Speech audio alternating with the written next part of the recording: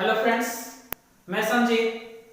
हम लोग इसके पिछले वाले वीडियो में तनों द्वारा वृद्धि प्रजनन के बारे में पढ़े थे। आज इस वीडियो के माध्यम से मैं आपको उस तनों द्वारा जो वृद्धि प्रजनन पढ़े थे उसमें 3 भाग था।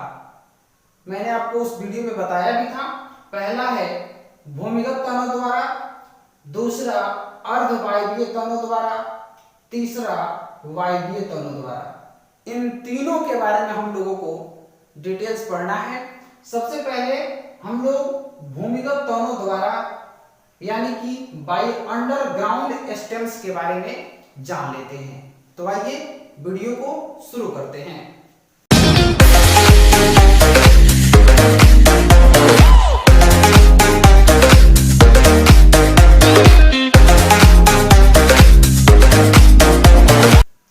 तो देखेंगे हमें क्या जानना है जी।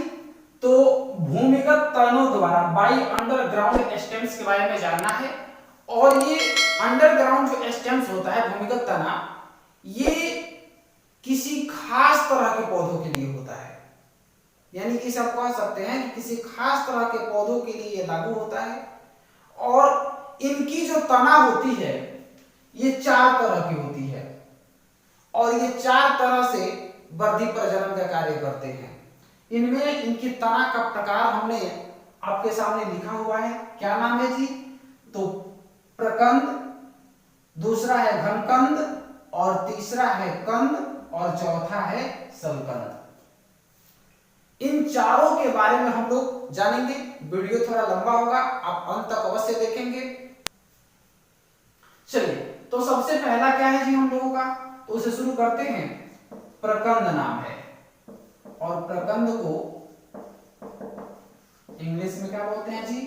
रिजोम्स बोलते हैं। तो आइए रिजोम्स के बारे में लिखेंगे कि कुछ खास पौधों में ये तना पाया जाता है और ये तना प्रतिकूल अवस्था में जमीन के अंदर दबा रहता है, परंतु अनुकूल अवस्था में जमीन से बाहर निकलते हैं और नए पौधे का क्या करते हैं जी? निर्माण करते हैं।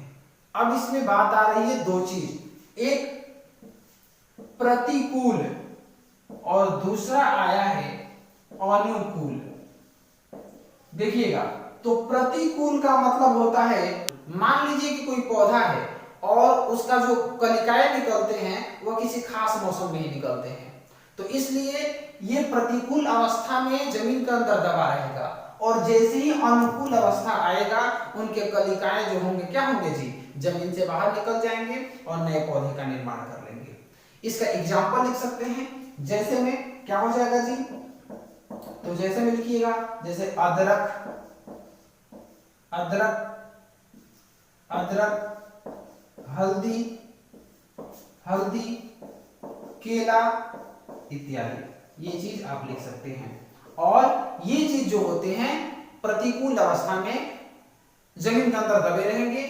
जैसे ही इनके लिए अनुकूल समय आता है ये जमीन से बाहर निकल करके नए पौधे का निर्माण करते हैं। आइए देख भी लेते हैं कि किस तरह का इनकी फिगर होती है। जैसे कि इसमें इस तरह का संरचना जो है जुड़ा रहता है। जैसे कि ये मान लीजिए कि अदरक का है, अदरक का है, और इसमें इस तरह का जड़े भी होता है। ये अनुकूल अवस्था में किस तरह का पौधे का निर्माण करेंगे? तो ये इस तरह का पौधे का क्या कर लेंगे जी? निर्माण कर लेंगे। यहां से भी आपका निकल जाएगा पौधा नया, यहां से भी निकल जाएगा। आप देख रहे हैं ये जितने हिस्सा आप देख रहे हैं ये सभी आपका क्या है जी? कलिकाएं हैं। इन सबको तोड़ तोड़ करके भी अलग से क्या किया जा सकता है? पौधे का निर्माण किया जा सकता है। इसके बाद हम लोग एक नोट देखते हैं। नोट क्या है जी? तो आप एक नाम सुने होंगे पौधा का, जो कि जलीय पौधा है, जलकुंभी। देखिएगा, जलकुंभी, ये जलकुंभी भी आपका प्रकंद समूह का पौधा है और ये एक ऐसा पौधा है जिसमें कलिकाएं जो हैं बहुत ज्यादा मात्रा में निकलती है। आखिर कितना निकलती है कुछ अंदाजा तो होगा। तो ऐसे माना जाता है कि लगभग 8 महीने में यानी कि 8 माह में लगभग ये 65,000 कलिकाओं का क्या करता है जी, निर्माण करता है। यानी कि एक कोई पौधा है और वह 8 महीने में 65,000 पौधे का क्या कर देता है जी, निर्माण कर देता है। इसके बाद हम लोगों को घनकंद को जानना है। आइए घनकंद को जानते हैं। देखेंगे बी नंबर है घनकंद यानी कि कॉर्न्स। देखिएगा तो ये घनकंद जो होता है कैसा होता है इसके बारे में लिखेंगे। घनकंद एक ऐसे समूह का पौधा होता है जो अशाखित होता है, परंतु इसके साथ इसके शरीर पर पर्वसंधियां निकलती है जो स्पष्ट रूप से दिखाई देती है, और यही पर्वसंधियां नए पौधे का क्या करती है जी, निर्माण करती है। ये चीज आपको लिख लेना है, और लिखने के बाद आइए इसको हम फिगर के माध्यम से समझा देते हैं। जैसे कि अब मान लीजिए कि ये चीज आपका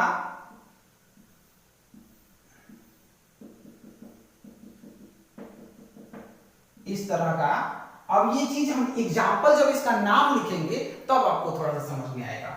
ये चीज आप नाम सुने होंगे अरबी, अरबी, या इसी को हम एक दूसरा, इसका एक और प्रजाति होता है, एक और दूसरा प्रजाति जिसका नाम हम लोग लिख रहे हैं जिमीकंद। क्या होता है जी, जिमीकंद, जिसे लोग कंदा या बंदा भी बोलते हैं। तो ये आपका जिमीकंद या अरबी जो होता है ये घनकंद समूह का होता है। और यहां जहां जहां आप ज्वाइंट दिख रहे हैं, इस ज्वाइंट पर कलिकाएं निकलती है, और यही कलिकाएं जो होती है ये क्या करती है जी, नए पौधे का क्या करती है, निर्माण करती है। परंतु एक बात ध्यान रखिएगा कि ये अशाखित होता है। अशाखित कहने का अर्थ क्या है जी, कि ये अकेले होता है, इसमें कोई दूसरा शाखा नहीं होता है। अगर दूसरा होता भी है तो वह जड़ के साथ होता है, जड़ के नीचे से, यानी कि इसके ऊपर से कहीं शाखा नहीं होता है। इसलिए इसको हम लोग क्या बोलते हैं, अशाखित बोलते हैं। और ये चीज आपका अलग होकर के, यानी कि इसको अगर नए पौधे का निर्माण करना होता है तो इनको यहाँ से काट दिया जाता है, इनको यहाँ से काट दिया जाता है। ये पर्वसंधि जो होगा इसको अलग करके तब इसको रोपा जाता है, तो नए पौधे का क्या हो जाता है जी, निर्माण होता है। तो ये था हम लोगों का घनकंद। अब हम लोग जानेंगे कंद के बारे में। क्या जानना है जी, तो सी नंबर है हम लोगों का कंद यानी कि ट्यूबर्स। देखिए ट्यूबर्स क्या होता है, तो ये मूल रूप से देखेंगे तो भूमिगत तना के रूप में होता है। भूमिगत तना कहने का अर्थ होता है कि भूमि के अंदर, यानी कि ये आप नाम जान ही रहे हैं भूमिगत तना, ये सब आपका भूमिगत ही हम लोग पढ़ रहे हैं। परंतु आपको एक बात याद दिला दे कि अभी जो हम लोग प्रकंद पढ़ रहे थे, घनकंद पढ़ रहे थे, इसका कुछ हिस्सा जो है जमीन से बाहर भी होता है, परंतु कंद वाला जो है ये बिल्कुल 100% जमीन के अंदर ही होता है, जमीन के बाहर नहीं होता है।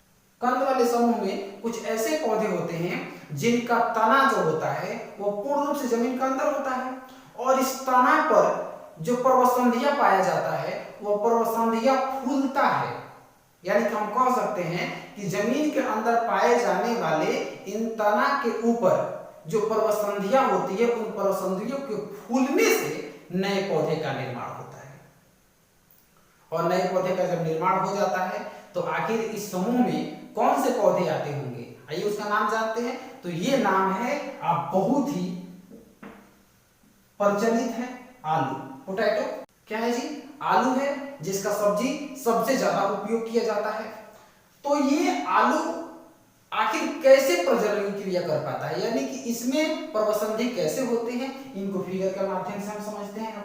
चलिए आइए हम देखते हैं। मान लीजिए कि हमने एक आलू बनाया, और आलू में मान लीजिए कि क्या है, कहीं कहीं गड्ढा आप देखते होंगे, आलू में कहीं कहीं गड्ढा जैसा होता है। मान लीजिए कहीं कहीं गड्ढा वाला हिस्सा हमने टिक आउट कर लिया, ऐसे गड्ढा, जहां गड्ढा होता है उस गड्ढा को लोग आलू का आंख कहते हैं और इसी आंख के पास से पर्वसंधियां निकलती है, यानी कि इसी से पर्वसंधियां निकलेगी और पर्वसंधियां निकल करके क्या करेगी जी, नए पौधे का निर्माण करेगी और यहीं से आपका जड़ भी निकल जाएगा।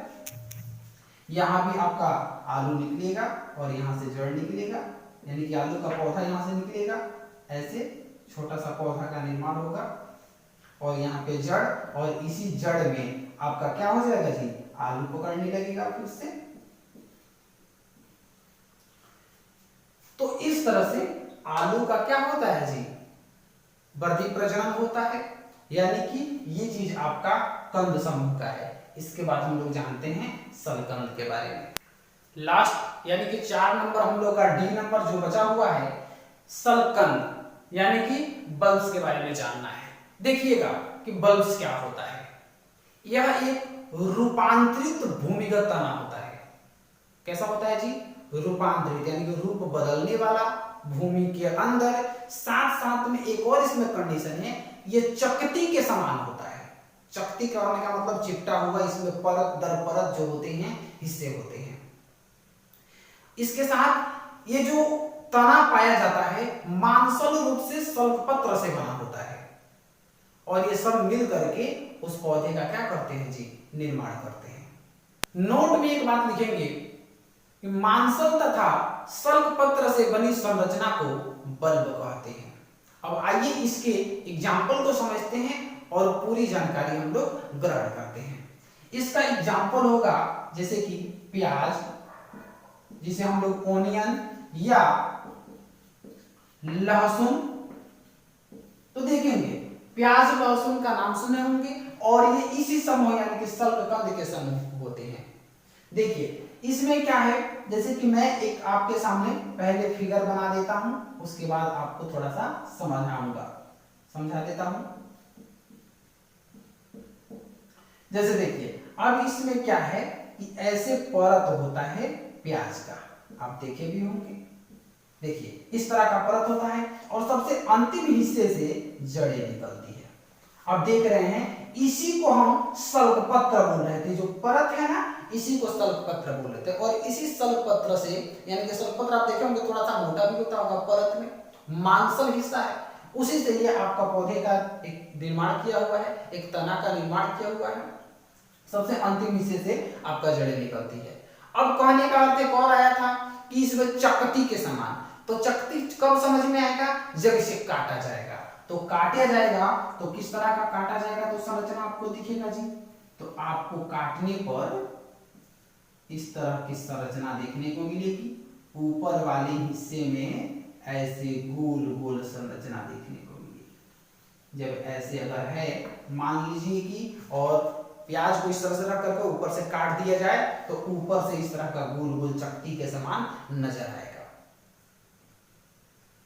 तो ये था आपका भूमिगत तना द्वारा, और भूमिगत तना द्वारा जो तने होते हैं ये 4 प्रकार था और चारों हम लोग विशेष रूप से जाने।